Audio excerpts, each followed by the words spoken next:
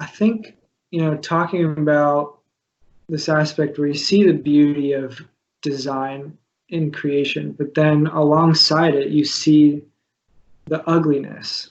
Mm. And I mean, Christians, we point back to the fall, that it's crazy how there can be beauty still. It's marred, but there's still order and beauty, but then it's sustained alongside this chaos and disorder. So it is almost crazy, like how are we still alive type thing, because of the chaos and stuff. And there's also this strange aspect of beauty in chaos. And I think some of that goes back to just who Christ is and what he came to do.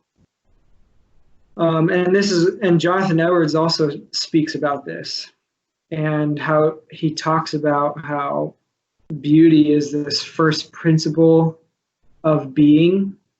And so it seems like when Jesus goes to the cross, that would seem like the farthest aspect from being. I mean, it's death, it's death on the cross. And it would be the farthest from beauty. It's ugly.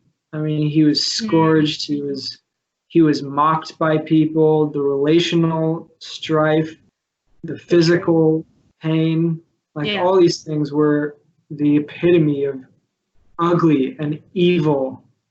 But actually, you have both there to the greatest, highest extent. You have greatest extent of evil and ugliness, and you have the greatest extent of love and good and beauty because of what he did. When he laid down his life, that is love, to lay down your life for others. When he sacrificed himself, that's beauty. And so this guy, John Cunningham, also says, he calls it the divine beautification of ugliness.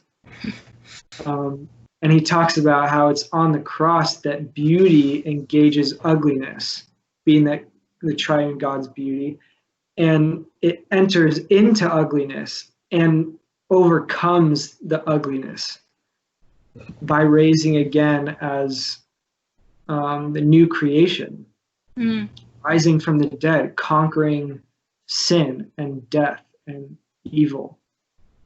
And so you have the restoration in Christ, because he took on the chaos, he took on the disorder in himself and made right what we destroyed in every way. It wasn't just relational, it was in creation.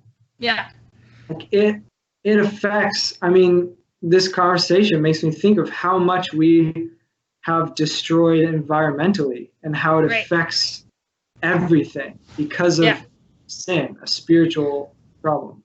Even just to sacrificing the animals, right?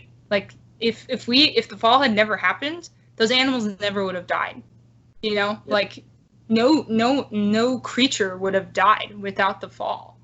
It is only because of our sin that there is death and disease and ugliness in the world. But it is, it is amazing how the act in history that is reflective of all of the evil and ugliness in the world, Jesus taking on the sin of the world, is also something that is the most beautiful act in history, because of the aspect of restoration. It really is amazing in that way.